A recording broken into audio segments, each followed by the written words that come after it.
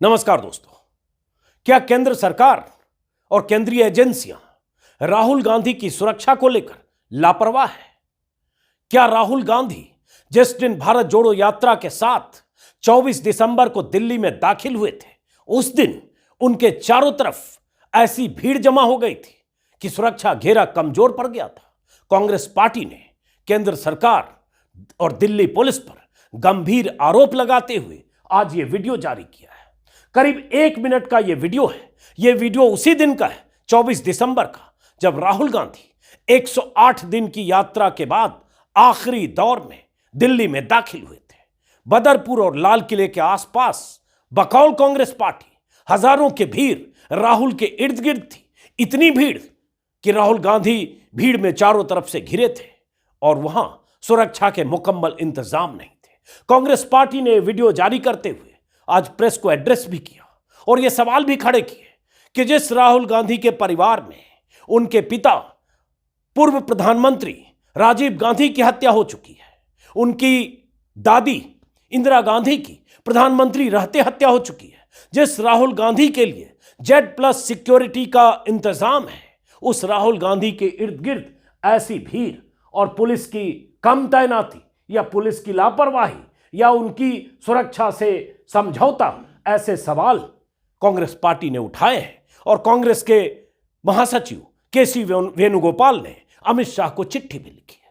इस वीडियो के जरिए कांग्रेस ने आरोप लगाया है कि राहुल गांधी जब दिल्ली में दाखिल हुए, तस्वीर में आपको राहुल गांधी दिख रहे हैं, टी शर्ट में है इसलिए पहचाने जा रहे हैं।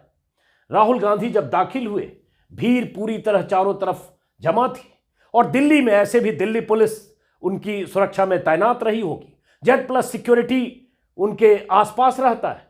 तो कांग्रेस का कहना है कि इस भीड़ में राहुल गांधी का इस तरह से घिरना, आप देख रहे हैं लगातार धक्का मुक्की चल रही है, इस तरह से भीड़ में राहुल गांधी का घिरना उनकी सुरक्षा के लिए एक बड़ा खतरा था। और ऐसा इंतजाम पुलिस ने या दिल्ली पुलिस ने क्यों नहीं किया कि राहुल गांधी के आसपास इस तरह से लोग नहीं आते, इस तरह से धक्का मुक्की नहीं होती। यह वीडियो आज कांग्रेस पार्टी ने जारी किया है और कांग्रेस पार्टी की तरफ से एक चिट्ठी लिखी गई है अमित शाह को, केंद्रीय गृह मंत्री को। और वैसे भी दिल्ली में दिल्ली पुलिस केंद्र सरकार के अधीन है और कांग्रेस की चिंता इस बात को लेकर है कि राहुल गांधी अब यहां से जब निकलेंगे, जब यात्रा का दूसरा दौर 3 तारीख को शुरू होगा, तो यूपी के कुछ इलाकों से होते हुए, हरियाणा पंजाब होते हुए राहुल गांधी जम्मू कश्मीर की तरफ जाएंगे।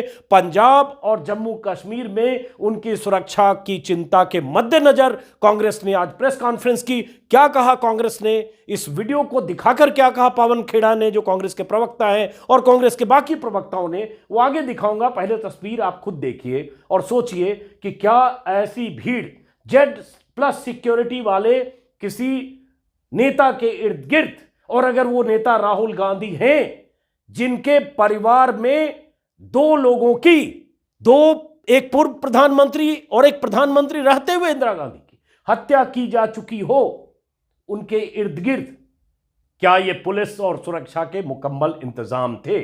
आप तस्वीरों से आप खुद देखेंगे, जो चारों तरफ लोग हैं वो राहुल गांधी के बिल्कुल करीब हैं और यह दिल्ली में हो रहा है। और यह तस्वीर तब भी देखेंगे जब राहुल गांधी भारत जोड़ो यात्रा के दौरान आ रहे थे तो सुरक्षा वहां दिख रही थी। फिर दिल्ली में ऐसी स्थितियां बेकाबू क्यों हुई कि राहुल गांधी भीड़ में इस तरह से घिरते हुए चल रहे हैं? यह तस्वीर इसी वीडियो को आज जारी किया। हालांकि कांग्रेस के समर्थक होंगे, भारत जोड़ो यात्रा को देखने आए होंगे, राहुल गांधी या कांग्रेस पार्टी ने उस तरह से ऑर्गेनाइज किया होगा यात्रा को, फिर भी सवाल सुरक्षा का है। और यह सुरक्षा का सवाल खुद कांग्रेस पार्टी के नेताओं ने आज मीडिया के सामने अपनी बात कहते हुए सुरक्षा का सवाल उठाया है। देखिए, लगातार धक्का मुक्की हो रही है, यह तस्वीर है और यही राहुल गांधी है। चूंकि टी शर्ट में है इसलिए वो पहचाने जा रहे हैं कि यह राहुल गांधी है।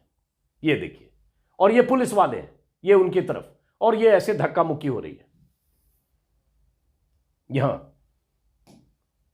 ये देखिए,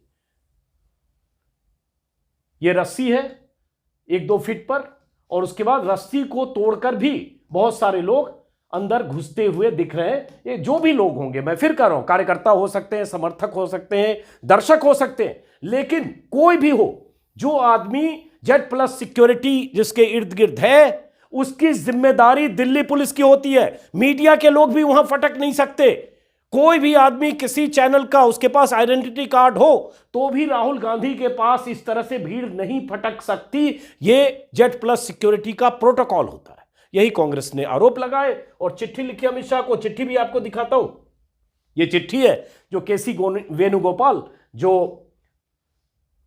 पार्टी महासचिव हैं, उन्होंने आज चिट्ठी लिखी है।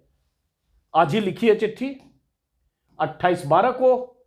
केसी वेणुगोपाल ने महासचिव हैं, उन्होंने गृह मंत्री अमित शाह को चिट्ठी लिखी है और चिंता जताई है राहुल गांधी की सुरक्षा को लेकर। और यह भी कि आगे चूंकि उनकी यात्रा लंबी है, उनके पर वही जिक्र उन्होंने भी किया कि प्राइम मिनिस्टर इंदिरा गांधी और श्री राजीव गांधी की हत्या हो चुकी है, उनकी शहादत हो चुकी है, इसलिए ये जहां से उन्हें गुजरना है उनकी जिम्मेदारी केंद्र सरकार की है और इस तरह की उनकी सुरक्षा के साथ खिलवाड़ न हो। एक एफआईआर का भी जिक्र है जो एफआईआर 23 दिसंबर को सोहना पुलिस स्टेशन में हरियाणा में की गई है अननोन लोगों के बारे में, यह भी उन्होंने कहा है। अब आगे कांग्रेस के नेताओं ने प्रेस कॉन्फ्रेंस में क्या कहा वो मैं आपको सुना देता हूं और उससे आप पूरी बात सुनिए भी। और मैं सिर्फ इतना कहूंगा कि दिल्ली पुलिस हो चाहे उनकी सुरक्षा में लगी जो भी एजेंसियां हो, उसकी जिम्मेदारी है कि उनके आसपास प्रोटोकॉल के तहत अगर प्रोटोकॉल कुछ तय करता है तो उस प्रोटोकॉल का पालन हो, अनवांटेड लोग उनके आसपास न फटके। और राहुल गांधी की भी जिम्मेदारी है कि उस प्रोटोकॉल का वो भी पालन करें।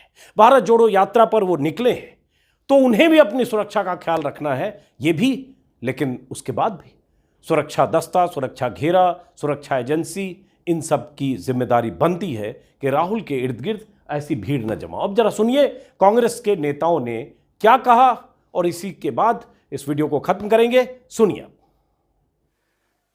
एक नहीं, दो नहीं, 3-4 ऐसे उदाहरण हैं जिसमें हम सबको अब चिंता है कि इनकी मंशा क्या है। हमारे लोकप्रिय नेता राहुल गांधी की सुरक्षा और खास तौर पे एक ऐसी पार्टी जिसने 2 प्रधानमंत्री गंवाए हों, चिंता जायज हो जाती है। अभी हम आपको एक पहले वीडियो दिखाएंगे, ये दिल्ली का वीडियो है, 108वें दिन का वीडियो है। आप खुद चिंतित हो जाएंगे, एक नागरिक के तौर से आप चिंतित हो जाएंगे। उसमें किसी की पार्टी का सदस्य होना आवश्यक नहीं होता, ये किसी के भी साथ हो तो चिंतित करने वाला विषय है। आप वीडियो जरा दिखाएं एक बार।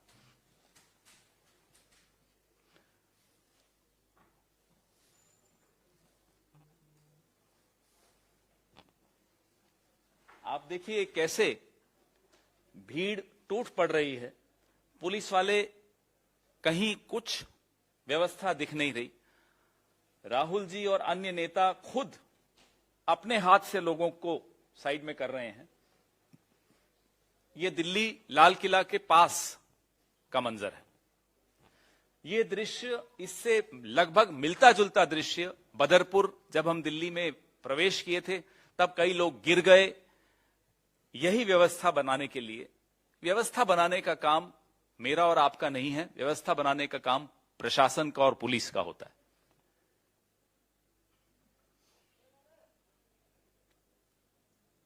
आप इसमें देख रहे हैं राहुल जी को भी, और राहुल जी को पहचान पाना आजकल बड़ा आसान है क्योंकि एक ही आदमी है जो स्वेटर या जैकेट पहने बगैर जो दिख रहे हैं वो हैं राहुल जी।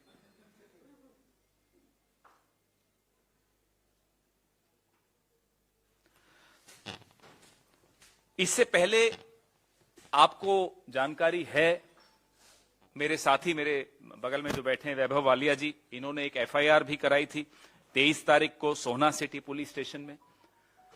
उस पर मैं इनको बाद में बोलूंगा कि आपको और खुलासा करें उसके विषय में। आज एक पत्र हमारे महासचिव संगठन श्री केसी वेणुगोपाल जी ने माननीय गृह मंत्री को लिखा है। वो पत्र विनीत जी अभी आपको मोबाइल पे भेज रहे हैं, जिसमें उन्होंने उनका ध्यान आकर्षित किया है ऐसे उदाहरणों पर। 24 दिसंबर का सबसे पहला उदाहरण उन्होंने दिया, ये दिल्ली का जो मैंने आपको वीडियो दिखाया इसका उदाहरण, कि कैसे जो एक पेरीमीटर बनाया जाता है नेता के आसपास वो नहीं बनाया गया। और जेड कैटेगरी की सिक्योरिटी है राहुल जी को, उसके बावजूद उसका पालन पुलिस द्वारा नहीं किया गया। उसका दूसरा उदाहरण दिया वैभव वालिया जी की जो एफआईआर है, जिसमें इंटेलिजेंस ब्यूरो के लोग हमारे कंटेनर्स में गैरकानूनी रूप से घुस गए थे। उसकी पूरी जानकारी ये देंगे। और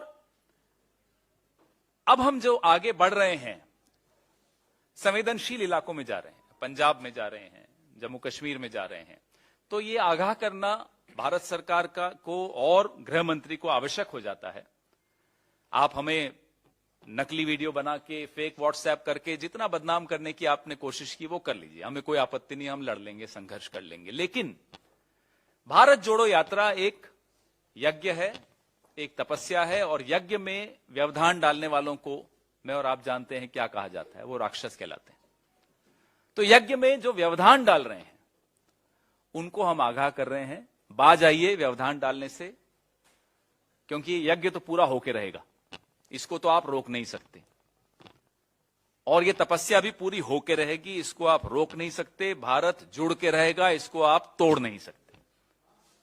मैं वैभव वालिया जी से आग्रह करता हूं कि जो 23 दिसंबर को इन्होंने एफआईआर की, उसका क्या स्टेटस है, उसका क्या कारण था, वो सब आपको बताएं। थैंक यू पवन जी। सबसे पहले मैं आप सभी लोगों का आज यहाँ हमारी प्रेस कॉन्फ्रेंस में स्वागत करता हूँ। आप सभी लोगों को और आप सभी के माध्यम से देश के समस्त जनता को और कांग्रेस के सभी कार्यकर्ताओं को कांग्रेस स्थापना दिवस की शुभकामनाएं देता हूँ। और 2-3 बहुत महत्वपूर्ण चीजों पर आपका ध्यान डालना चाहता हूँ। 23 तारीख को सुबह जब हम लोग सुबह अपनी यात्रा पर थे, तब हमारी एक साथी हमारी जो कैंप साइट होती है कंटेनर की, वहां पे किसी कारण छूट गई थी, उनकी मॉर्निंग यात्रा में वो नहीं शामिल हो पाई। लगभग 7 बजे के आसपास उनके कंटेनर में किसी ने घुसने का प्रयास किया, ऐसा उनको महसूस हुआ। उन्होंने बाहर जाके देखा तो एक व्यक्ति हमारे एक दूसरे बगल वाले कंटेनर के बाहर खड़ा था। उन्होंने और निकल के देखा तो एक दूसरा व्यक्ति उस कंटेनर से बाहर आ रहा था। उन्होंने उनसे पूछा कि भैया तुम कौन हो, क्यों इन कंटेनरों के अंदर घुसे हो? तो उन्होंने कहा जी हम बाथरूम करने गए थे। और जैसे ही उन्होंने अपना मुंह दूसरी तरफ करा, वो दोनों लोग वहां से भाग गए।